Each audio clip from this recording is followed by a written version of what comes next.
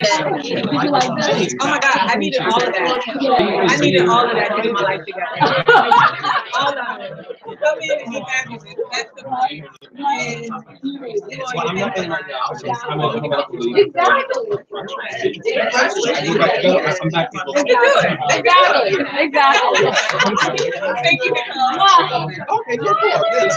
Hashtag your Yeah, I love that. I was like, yeah, sorry. I like it.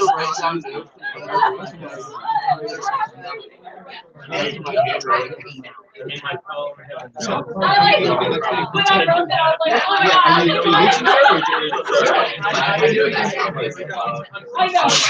I was like, I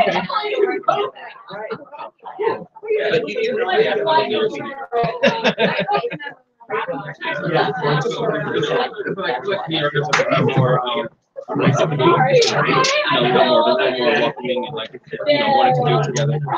For the most part,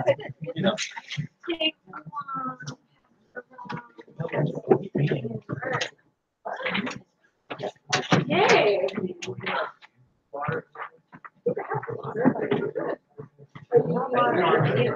I'll take one.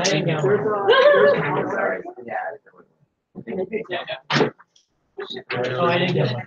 Thank you.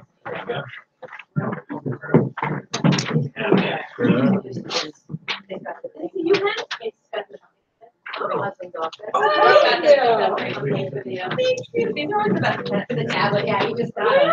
Does everybody have one? Extra? Oh, is there like enough for everybody? I think so. Wow, that was It's an email, just breaks down. Alrighty. Now we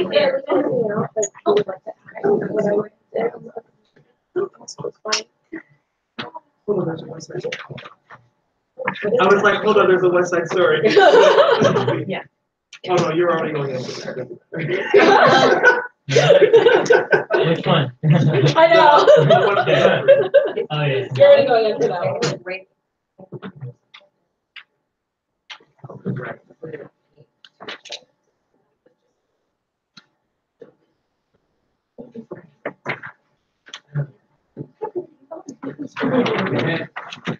Hi. Hi, everybody.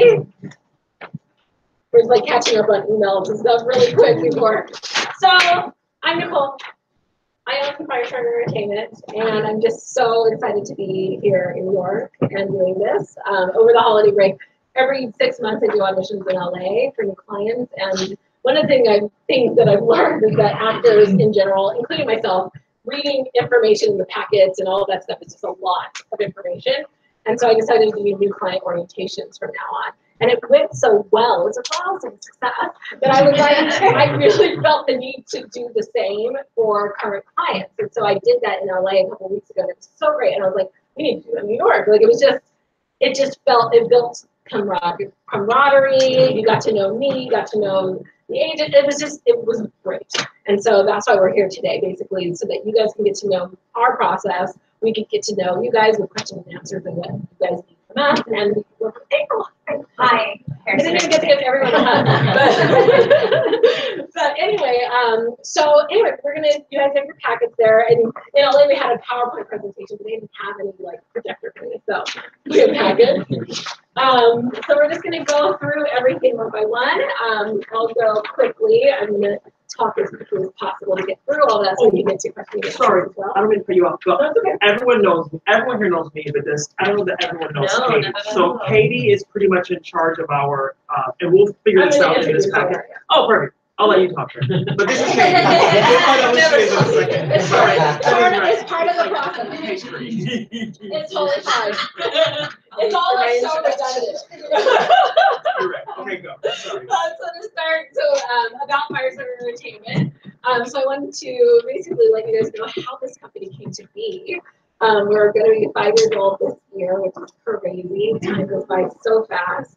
And we've grown so quickly as actors. It sometimes can feel so slow, and I'm like amazed how quickly this process has gone so well, so quickly, which is crazy to me. Saying all that, so how the company came to be, I was in Phantom of the Opera for 6.5 years. It's the biggest company did 2,600 shows that show. You were in that too. I did more than that. Yeah, it's a lot. It's a lot. It's one of those shows.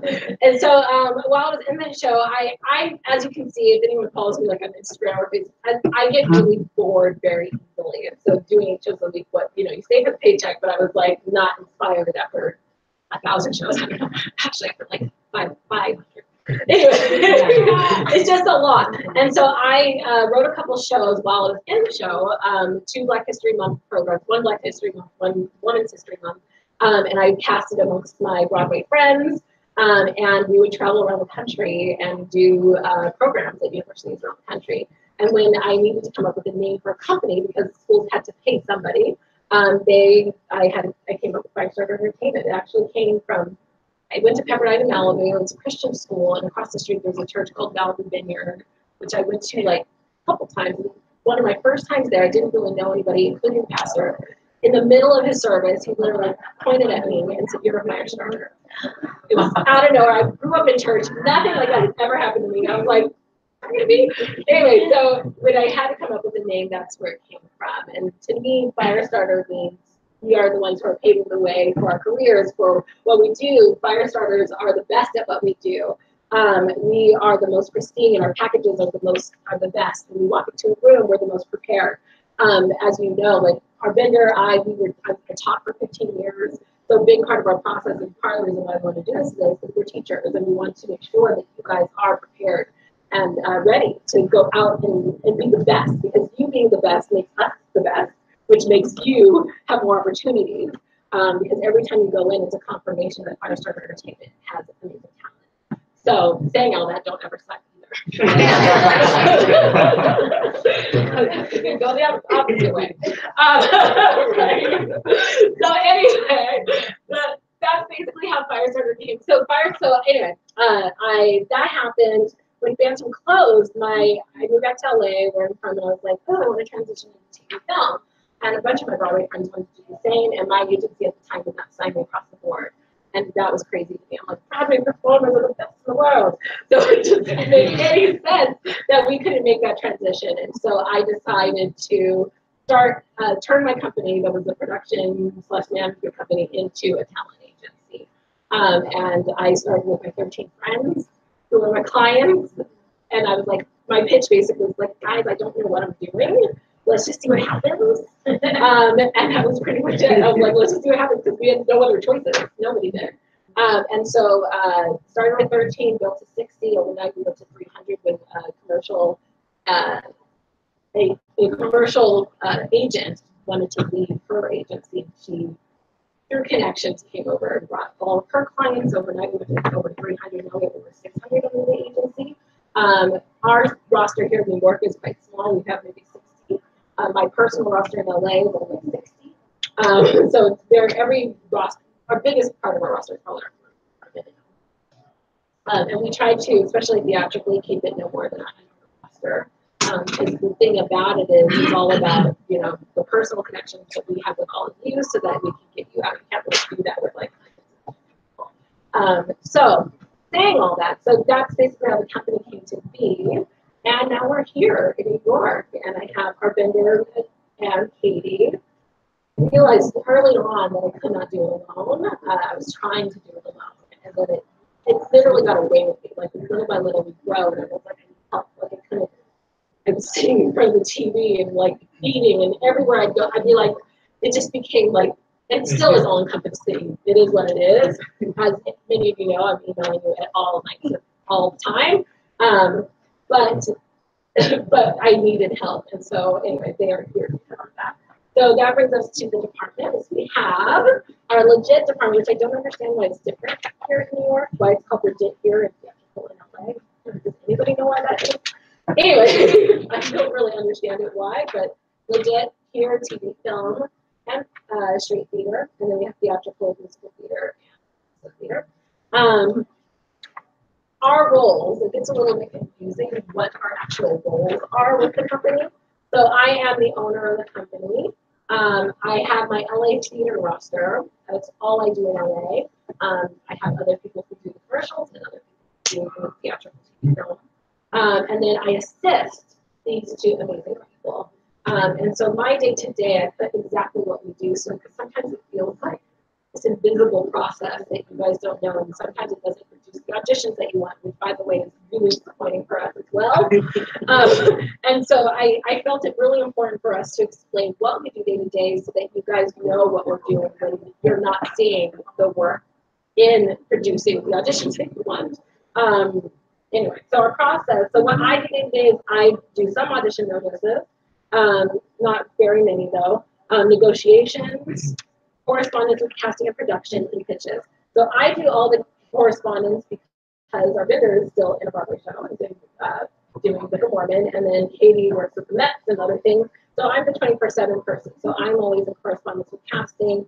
I'm the one who sends out the audition notes because I could do that 24/7. I'm the one who's available all the time, sitting at the desk or my walking desk, whatever. I do. I use my hand journal. It's like literally 24/7. Anyway, so that's my process. Our vendor, musical theater and straight theater, but musical theater is his primary. So the straight theater part is those musical theater clients who also do straight theater. And his process, he does all of the submissions, pitches. So what he does is he composes the pitches and then I send them over to casting. And then he's the main correspondence for you musical theater people. And then Katie is TV, film, and straight theater. And then her process is the same: submissions, pitches, main correspondence with the actors. And of course, as you know, I talk to all of you guys as well because I'm looking at the audition notices, but they are always copied on all correspondence and questions and things like that. So, headshot.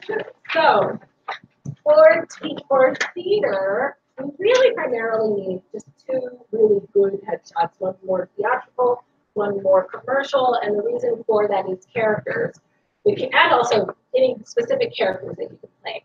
Because if there is like a depressed, like homeless person, I can't very well submit a happy picture on that. And if you don't have a viable headshot for that role, we can't submit you for it at all. So you need to have every kind of viable role that you can play as an option so that we can submit on every viable audition.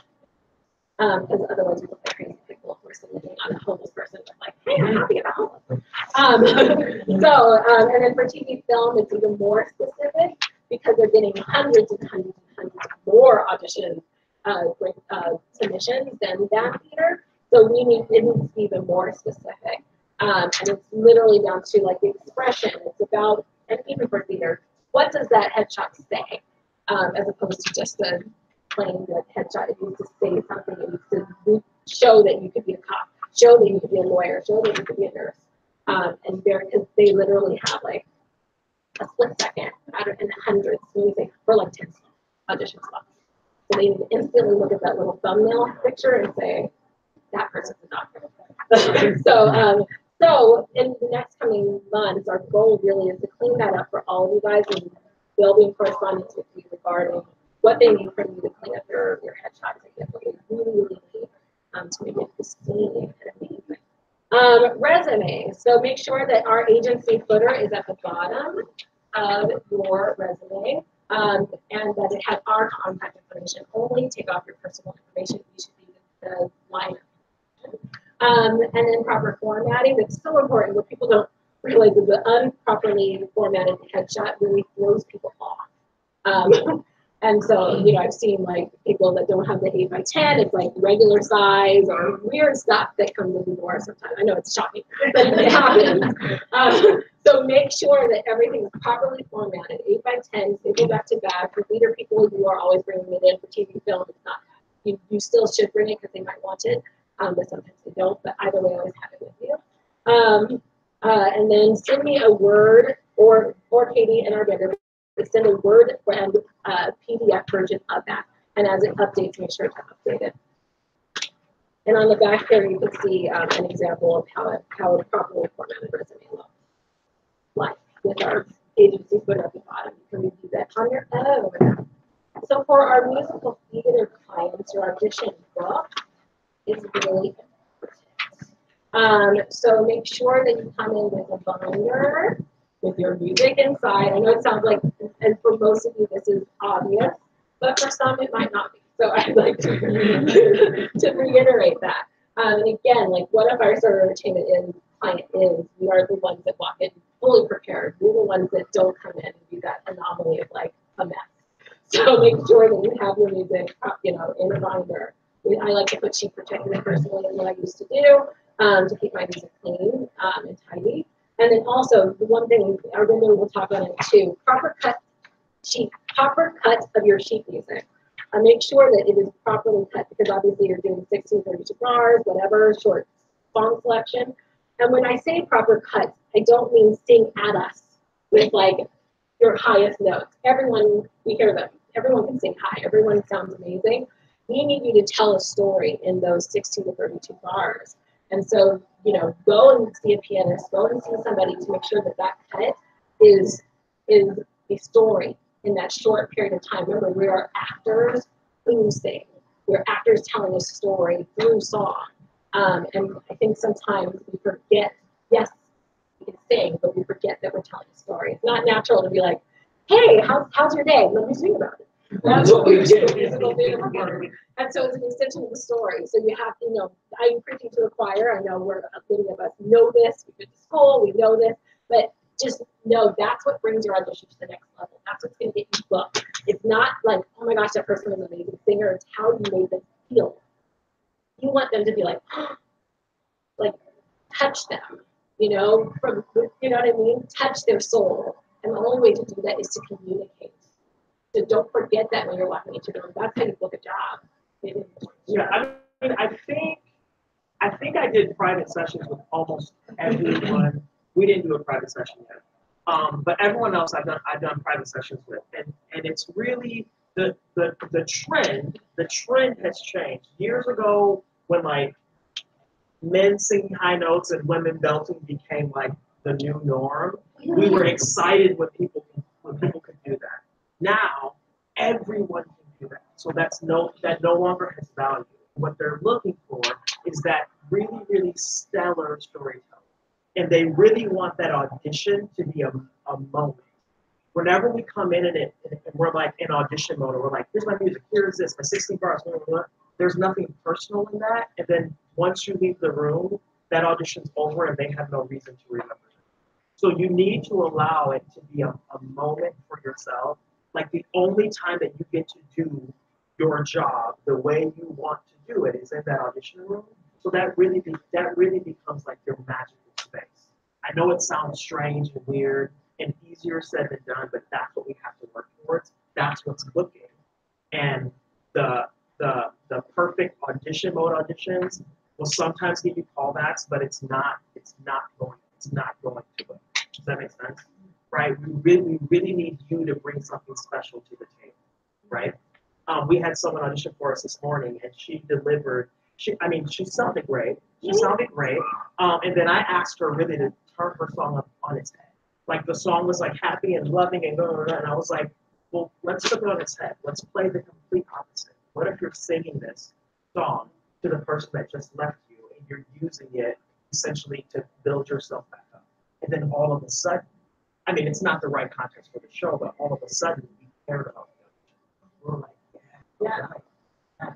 And if the people behind the table aren't saying that, then how you make them feel. Yeah, it really it's super important. How they remember if you didn't make them feel it. Right, and we'll keep working on that. But that's what it is. And I think when you get back into the audition season and you're auditioning all the time, that's going to feed your soul, so that you feel good about what you. Yes, I did that audition. It felt good. You know what I mean? That's what it needs to be instead of I did that audition. See what they say. You know what I mean? So you take the power back as well. Yeah. Actors Access profile. So on Actors Access, there's the actor side and also the agent side. So we're on Breakdown Services, and then you guys are on Actors Access. People somehow forget to. You guys don't realize that that's our first line of defense. That's all we use. We don't use usually your headshot and resume. That's the only line we use because every now and again they will ask for a PDF of it.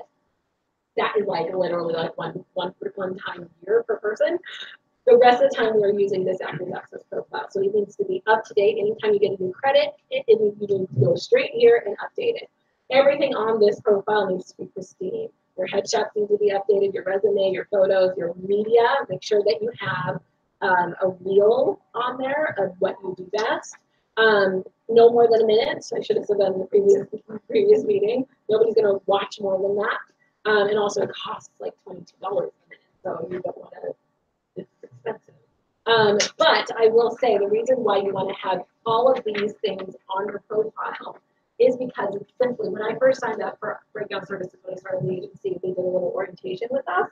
And what they told me is that it is actually an algorithm. So the more that you have attached to your resume, the more that your Actors Access profile, the more that it is complete, the more your profile goes to the top of the submission pile for casting. So you need to make sure that every single thing, your size card, your slate shot, many of you in this room do not have a slate shot. Slate shot is a 5-second, you explain it. I call it the Harry Potter picture, you know, in Harry Potter newspapers, where there's a photo of a person and then it comes to life and it says the headline to you. Exactly. That's what a slate shot is. It's your headshot come to life to introduce you really briefly.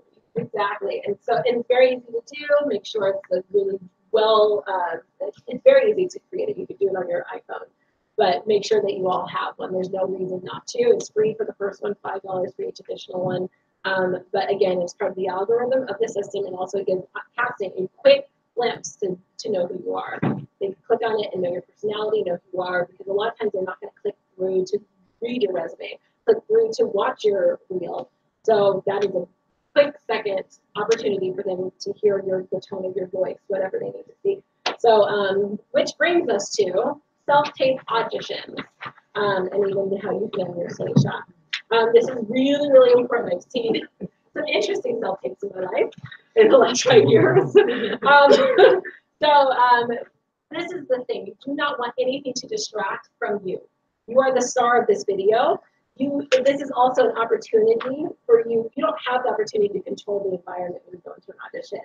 You have every opportunity to create the environment in a self-tape and create the environment that you want to be viewed on and be the star of that self-tape. So let's read through here. Good lighting, make sure you can be seen. Good cropping. So we always, for the scene, unless they ask for a full body slate, you'll just do like right below the waist and then horizontal. Solid colored background, make sure. I have seen people film like in their living room and you see like their couches and it's like when animals run through that. Yeah, like, I've seen that before. It's weird. I'm like, what is happening? You never share space with your cat. Huh? It's gonna win. Your cat. Set yourself up. So Your scene is stolen by the cat. Exactly. So solid colored background, nothing going on behind you. Again, you are the star of that video. Don't let that distract from your performance.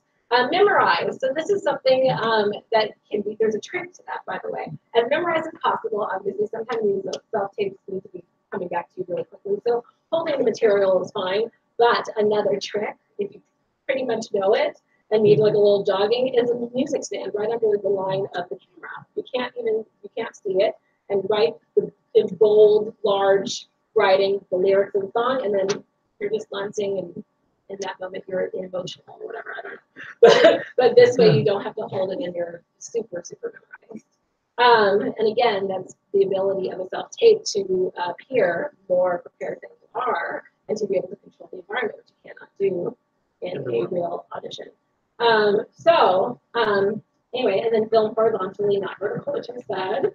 And then there are self-tape studios that provide this service for a nominal fee. One here in town is a self-tape space that I've gotten good self-tape auditions from people, so that's an option. I'm sure there are really others. That's just one that I know of, but those are really easy. There are people on our roster who are not technically savvy, whatever. It makes it really easy to just pop in there, do your audition, and then it comes out pristine. And then for musical theater clients specifically, always have a pianist to play your material. Do not sing a cappella. Do not. I prefer a piano track over a karaoke track because, as we know, in a real audition, we would always have a pianist. In my audition notices, we always have one of my friends, her name's Angela. She does it for. I'm sure many of you have used her. It's really great. She does it really quickly, really efficient. Anyway, she's a really good resource. I'm sure many of you guys have pianists. It doesn't matter, just wherever you can get a piano track for the song, and the kind of music that you do. Commissions, I want to go over that. So for TV film, we have 10% of the gross. That's simple and straightforward. For regional theater, this is something that I recently just learned, and Michael Yeshon knows. So for weekly contractual salaries of $525 or less, it's 5% commission. But for the one thing that I just learned, so for weekly salaries of greater than $525, it's 10%. That's fine, except for if rehearsal is at the minimum salary and commission will apply. So if you are, and this, by the way, the language is kind of weird just because it's pulled right from Equity's website. So basically, if you're getting paid $525 across the board, and that is the minimum salary, it would be $525, and then if you're getting paid $600 for the show, the rehearsal would be 5% commission, the show would be 10%. But if you were being paid above minimum for the whole thing, $600, it would all be 10%. And I got through that part. So production national towards Broadway, it's 5% for rehearsal, 10% for show, and the reason why it's the same thing. Usually for Broadway shows, you're being paid, usually most of them are being paid minimum, and then for the show, you're being paid all your understudies, all this other stuff, and so it's a bigger salary. So 5% for rehearsal, 10% for show run. The process of paying your commission. So most times, most theaters and most productions are able to deduct that directly from your contract, your paychecks, which is amazing, makes it easy for everybody, easy to track that way, although some do not. So if you were to be paid directly, I always recommend sending your pay stub to us so we can determine what 10% is. I've seen some creative things from clients. My mom always says, give everybody a break because we are signing you for your talent, not for your math skill. And sometimes it's not been in the client's favor. Like, oops, that's a little bit more than what you owe. So send us the pay stub, and together we can assess what 10% actually is. And then you'll just mail a check. And I recommend online banking. It's so easy. It makes it easy for you guys. Submission process. So this is the part where I wanted to go through exactly what we do day to day, because the suckiest part about our job is that we are working for free until you book something, right? So, and we're working so hard. And, my background, as you know, I was a performer. I know what it means to be represented. I know what it means to have a dream. Like, this is, dude, I started a freaking agency so I was representing myself when I started it because I wanted more control over my own career. I'm no longer representing myself, and that's a longer story. I had to give up my SAG card and everything. I don't know if you guys know. But I had to, in order to grow the business, I had to make that decision for myself. Saying all that, I know what this business means everything to me. I love the entertainment business. I love musical theater. I love television. I love all of it. And I know what it means to have a dream and want it more than anything in all the world. And so when we decide to bring you guys onto our roster, we are doing everything in our power to assist you in that process, because together we want you to be freaking stars. We signed you because we believe in you. You wouldn't be here otherwise. And when we agreed to work with you, we agreed to work with you. And we are doing everything in our power, whether or not that means, this is where the frustration part comes from, whether or not that means that that's going to equate to your success tomorrow, we don't know. I used to say to clients when I first started the agency, because I didn't know what I was doing, I said, I can't promise you starting tomorrow, I can only promise you me. And that's really all that we're giving you. I know that these guys work their butts off. I work my butt off. We're really just doing everything we can in our power to do our best for you. And so I wanted to go through this process so that you guys can see what we do day to day, because we don't always see the fruit of our labor. And just know that we're just as frustrated as you sometimes. We get a lot of no's, but then when the yeses come, it's amazing. And that's really what this business is. No's until we get it is what it is. So every day we are submitting, and as we speak, they both have back down to us. Yeah, we keep refreshing. So they're not participating, they were working and trying to get you guys. And so agents submit clients through breakdown services. Like we said, it's the agent side factors access. Again, that's why your profile needs to be amazing, because that is our literal first line of defense. That's not good. It's not good. And then we pitch the clients. That's redundant, but we pitch you guys after. So sometimes we will see specific things that a client has, like if you can speak a foreign language and there's a role that speaks a foreign language, and we know that a fraction of the submissions will have that skill, we'll reach out specifically to casting and be like, hey, like this is a specific thing that this client has, and then we pitch all the time, like daily. It's just the next step in the process is something that we do on top of it. I find that assists in getting our clients audition, and it's funny, I don't know what other agents do to get their clients auditions, but I just know that that's what works for us. Casting reviews submissions and makes their selection. So that's the frustrating part. That's the part that's out of our control. There's hundreds and hundreds of submissions that they receive, and they make their decisions on what they need to see. And there are times that I don't know if you guys know about the Hamilton release a long time ago, not a long time ago, like last year, that they put like, whatever it was, like a race thing. They put like they wanted to know white people or something. Did you guys see that in the news? Anyway, I found that even as of late, have you noticed how little they put? It's become very bland and less specific. So some of these audition notices and breakdowns are becoming less specific because we don't want to get into trouble, which is so annoying, because if you need a black person, say you're a black person. But they've become very, very bland, and so a lot of you guys will fit into something that they really aren't even looking for, which wastes everybody's time. And so I'll submit and pitch, because I'll be like, this is like perfect for my client, and they'll be like, no, that's not what we're looking for. And I'm like, that's what the breakdown says. It happens like that all the time. And I'm like, but what from this breakdown isn't my client? And it's literally because they can't say. Right. And they're like, sorry, we're going in a different direction. From what you told me? Yeah, I have a client, you don't even know this, there's a client of mine who was friends with someone in production on a film. Yeah. And so I told him, I was like, okay, these are the roles that I submitted you for. There was a couple different breakdowns. And this is a 30-ish-year-old white guy. And he said he went back to her and told her the role that I submitted him for, that he was right for, on the breakdown, he was right for these parts. And he's like, oh yeah, one, they cast a 45-year-old black guy, and the other is a woman.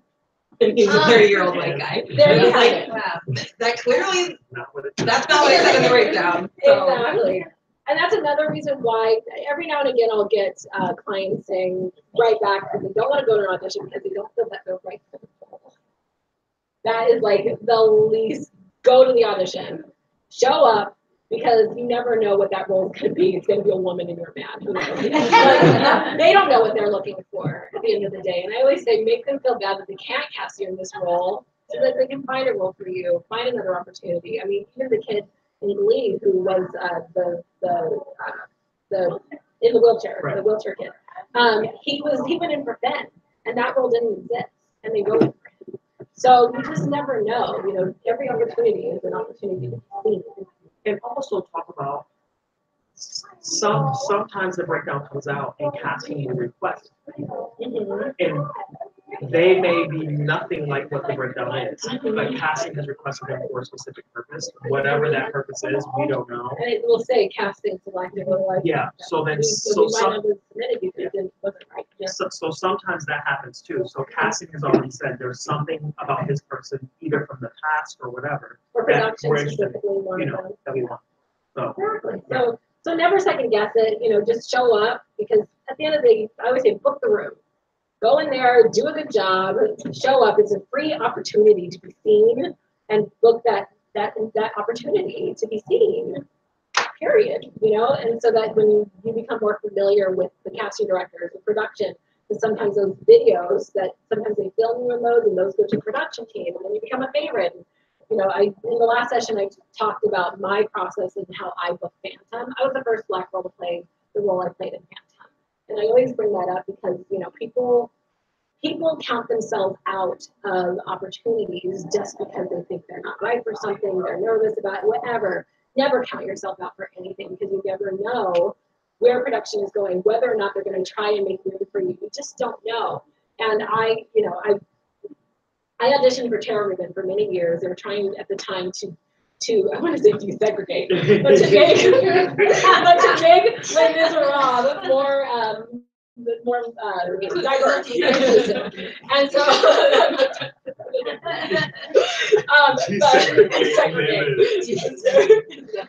but they wanted to make it more diverse, and so I was in for FSE for many, many years, and so much so, like I literally was flying all over the country on my own. Whenever they call, I was doing a show in Canada, and literally one day I flew down to Canada, did my audition, went to Cheesecake Factory. There was no Cheesecake Factory there, and then flew back to Canada, did my show that night, one day. That's how dedicated I was to my career, to showing up, to being present.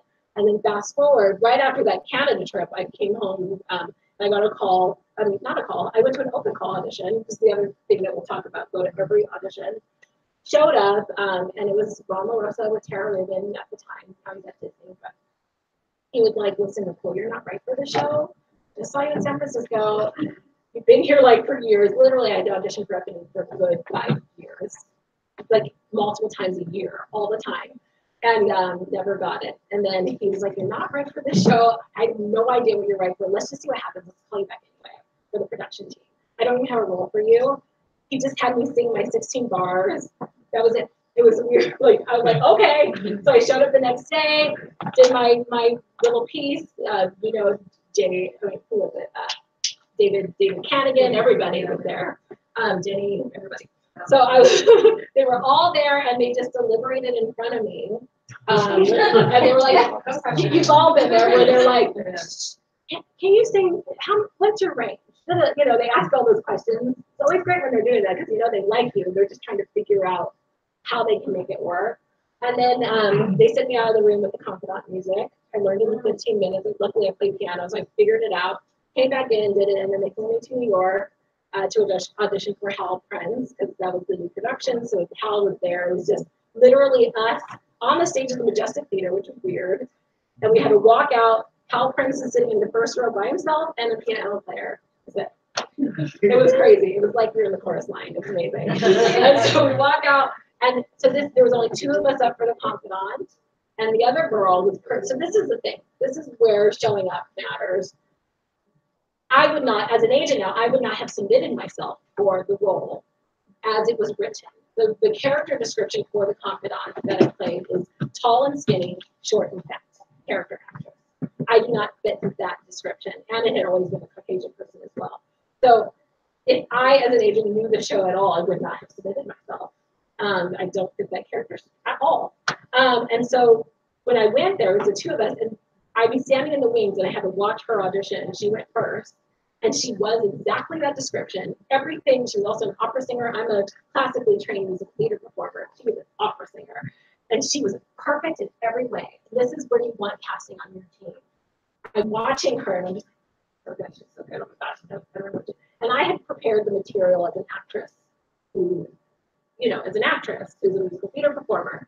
She was an opera singer, so she was just like, please see, this is, it's perfect, right? I was like, oh my gosh, what? It's so perfect. Like, I don't know. And I don't know if he saw I don't know. He read my mind. He literally said, right? Like, and I was like, isn't that amazing? Ron. I was just like, okay. Like, it just put me back. Okay, I'll do what I prepared. And so I went out there, did what I prepared in like a little bit. It was funny. And Hal Prince laughed, and then I got the job. And so, and the other part of the story, which I told in the other session, is my agent made a mistake, or I'm not even sure what happened there, but he told me I was an understudy for the confidant. There were only 2 of us there, so she booked it. We become friends because we were both flying out there, staying at the hotel, like Phantom Camp. And so I called her, and I congratulated her. And she's like, I didn't get it. And then we're like, well, then who got it? All the while it was me.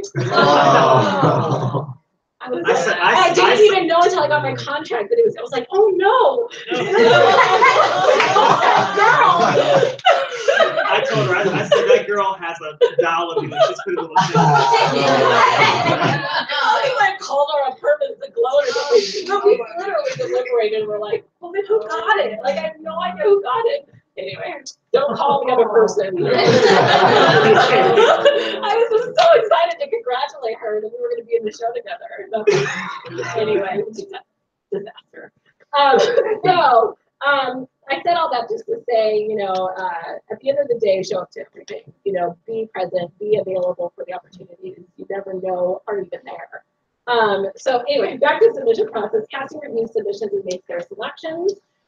Agents send after audition notice, usually me, via email, and sometimes after access. So via EcoCast. So in the past, EcoCast was kind of for TV and film. Lately, we've been getting a lot of EcoCasts for Broadway musical theater stuff.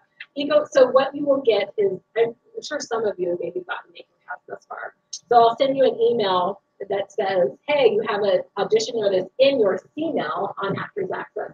So it'll direct you into your Actors Access account, and you will actually upload your information to that account. And that's how that all works. So I will send that. So just know, know your login information, know all of that, make sure you're up to date. Your Actors Access is a big part of our process, and especially now that EcoCast is becoming a part of it as well. And if it's done that way, we can review that. We review it, yeah. So we don't submit it. It doesn't go directly to casting. It goes to us first. We can review it. I've asked people to retake. We give you notes, and we say, hey, can you redo it this way, this way, this way? And then you'll re-upload it, and that'll be that. It's really great. If it's a self-submission and they ask for an eco, do you guys, does it still go through you, or is that directly request? Still directly Okay. casting. So you don't see anything. Do you see things that we self-submit for? No, and be self-submitting. Of course. And that'll be later. I have a question about Actors Access. So Yeah. on my printed resume, I have kind of my best credits. Okay. One page. Yeah. On Actors Access, do you want that same print profile, or do you want everything? That's a good question. That is a good question. Because I know you can essentially just put everything, but I would say use the same kind of discretion.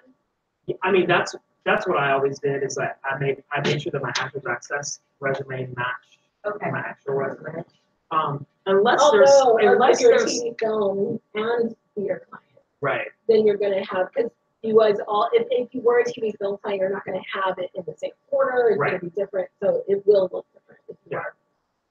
Or if there's something that you had to take off your regular resume, but you're like, I just don't want to go with that memory that I've keep it in. No, but there's sometimes it's like that too. I'm like, I know I was only 12, but when I played Rabbit, it was everything. You know what I mean? Like, let's just be honest. It's difficult to condense your life to one piece of paper. Exactly. You know what I mean? Like, let's and Actors you can keep going. Yeah. So there's also. But I think that they have to scroll too far. Right. That's too much.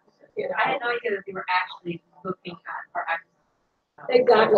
Exactly. I don't think people realize how much that is a huge part of the process, and that's why we keep reiterating, make sure that is seen. Well, I think it's because most people don't realize that it's actually the same system. Like, we can only submit YouTube breakdown services because you have Actors Access. It's the It's same like it exact. should be like a illegal monopoly, but it's not. I You know what I mean? know. It's like, really? Exactly. You know But a what I lot of mean? this But- business is illegal. And then on my teacher resume, I have all my directors listed, but on Actors Access, I don't. I think That's fine. Yeah. And also directors, I have to list them all, or they're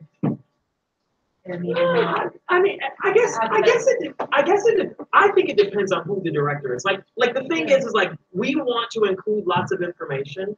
Chances are, if someone looks at the resume, they're just gonna skim it anyway, like quickly look at it. So I just say, put the things on there that like everything is a hit. Boom, boom, boom, boom, boom. So no matter where they're looking, like, and boom, you know what I mean? But if I have to scroll through and like be like, now out of these 17 directors, I've only heard of one. You know what I mean? Then just I would- put the best one. that's what I always do. I do It's that like too. hit, we're done. So no matter where they look, it's always a stellar thing. Yeah. I think we should be putting like health instructor. I would, yeah. I've never done Especially if he was the one who did it. Big deal.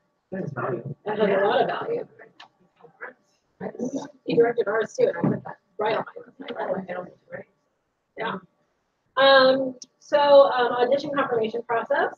So email agents within 1 hour of receiving your audition notice. I like to say do not call, email only, especially when it pertains to quick stuff like confirmations. I like to say don't call me because not that I don't want to talk to you, it's that I do. And I'm very chatty, as you can tell. And so if I am chatting with you on the phone, I am not doing my job and getting you the actual audition that we're discussing. So, email is the best one of the things, and as all you guys know, I'm very prompt with email. I do my best.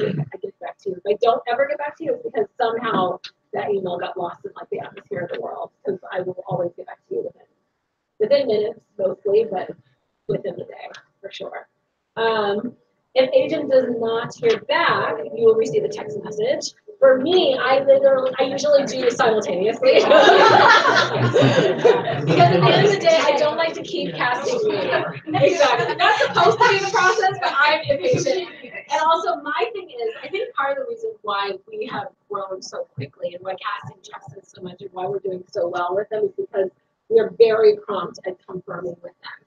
We make sure that they know our process. Even when they send us an audition notice, I'm quick to say, hey, I'll get back to you shortly with confirmation.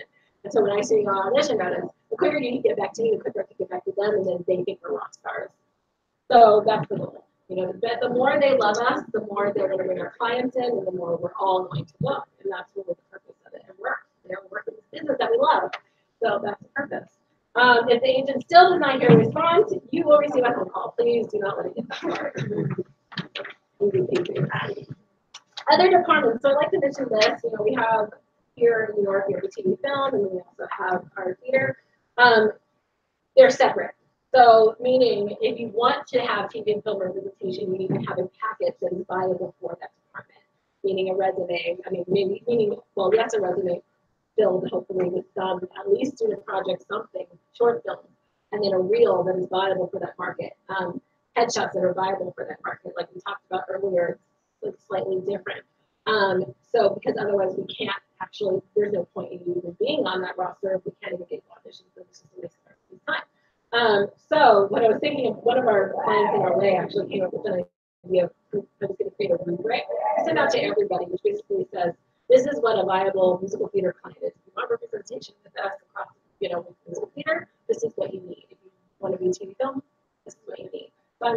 My goal is to create one of those in the next couple months, and so you guys will all be receiving one of those. And there have been a handful of you here that I've worked with you to get that package ready to at first say, okay, yeah, but then I push. So yeah. Yeah, I know. So the do's and don'ts moving forward. So booking out, really important. Make sure that we know your schedule. Make sure we know when you're out of town, all of that stuff. Saying all that, I like this section that I like to say. I didn't even know the term booking out until I became an event. I was like, I received the booking out email, and I was like, what does that mean? You're not available to audition? So I am very intense about this business. Everything to me, everything. And so when I sign on my clients, I'm a projector. So I project that you are like me, that this is everything to you as well. So my first adult vacation in my adult life was when I got married. I was in Phantom. We went to Hawaii, but I always say if I got an audition, I would have flown out of Hawaii, done my audition, and went back to Hawaii. Like, honest to God, like, I don't know. I'm like, unless you're Brad Pitt, like, there's no time for booking out. So, saying all that, of course, there are times that you're going to have to, your brother gets married and have to go and, be at that wedding. There is a magical thing called an iPhone, a Samsung, whatever, a smartphone. You can always be available for a self-tape. Always bring your stuff with you. Amazon is amazing as well. They have little tripods that are teeny weeny that you can stick on a table. You can bring a little backdrop with you. Whatever you have to do to have a portable place to record if and when that little miracle called an audition comes through and we require a self-tape of you. Be available to this process at all times. There's no reason. We have Wi-Fi on planes now. Oh my gosh. Like, I don't. You work the whole flight. I work the whole flight. I know. You guys are like, what? Is she on a plane? And somebody asked what booking out is. So just like, somebody asked what Good, that's a good Oh, question, Awesome. because I don't want you to know what booking out is. Don't do it. Booking out is basically when you are unavailable to audition and when you're out of town, and so that we know like your schedule. Saying all of that, it doesn't, like I said, it doesn't mean that an audition is not going to come. The world does not stop because you went to Africa.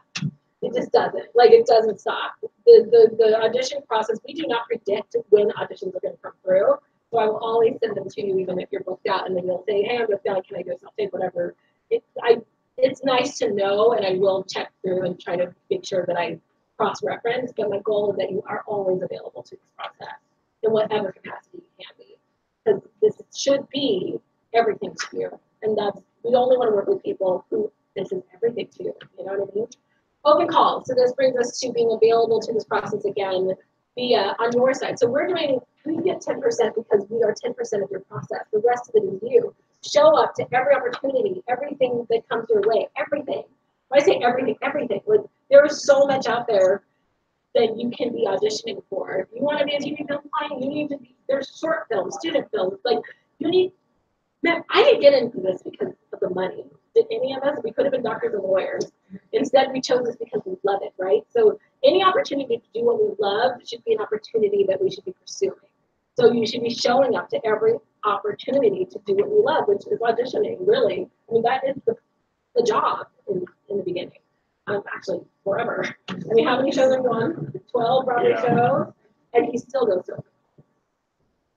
So, and everyone on Broadway knows him, and he still shows up because sometimes your agent will not submit you, like I said, because you don't fit the role. But then they're like, wait, I think I could do that. And that's also good to know because as an agent, everything that we do is going to be scrutinized by casting. So even if I know that you can actually play Peter Rabbit, if you don't fit that description that they've sent us and we submit you anyway, then they think that we're idiots. Yeah, You know what I mean?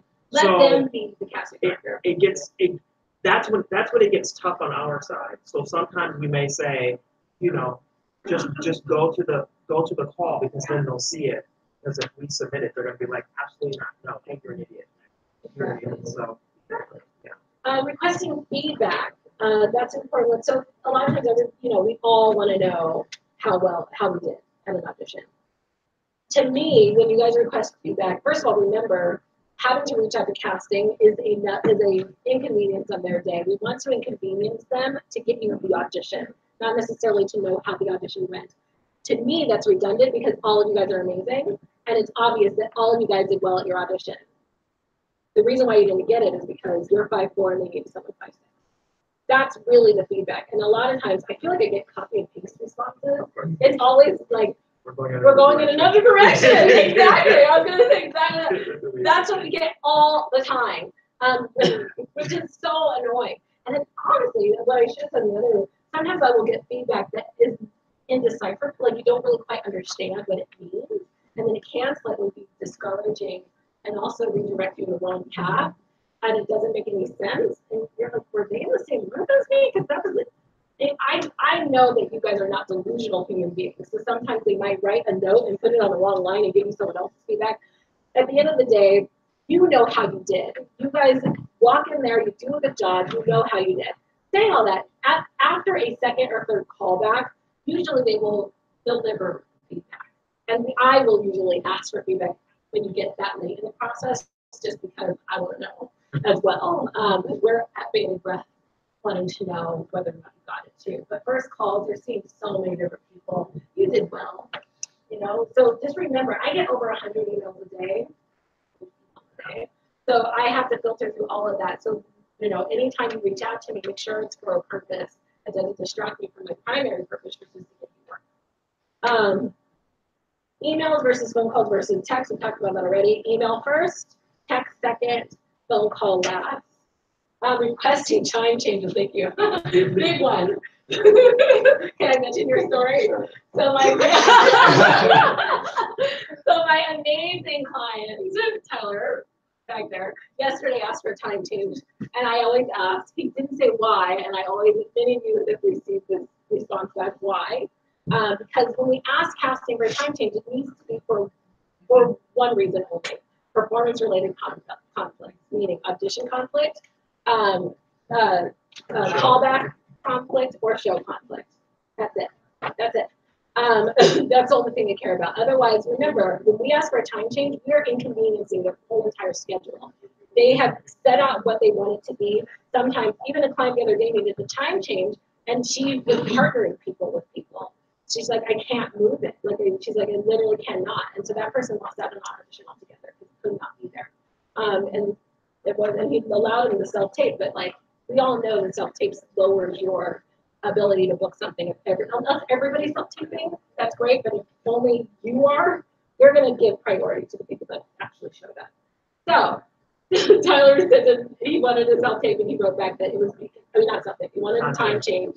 And the reason why is because he was picking his friend up from the airport, and I wrote back, that is not a viable time change request. I'm going, you are confirmed. And I said, hashtag Uber. Let's move more. And I wrote to the call. I was like, no, like, this is not. I was like, hashtag Uber. Oh my god! But then he understood. And then he was really cool. I knew it was you. I know, and that's another reason why we're having this, because I feel like people need to know my personality, because when I do get so many emails, and so I think I could sound really short, very like quick responses. It's not because I'm like an evil person or anything. It always has this giggle and laugh behind it. Every time. So now you guys know who I am, know the person behind even the when she yells at us.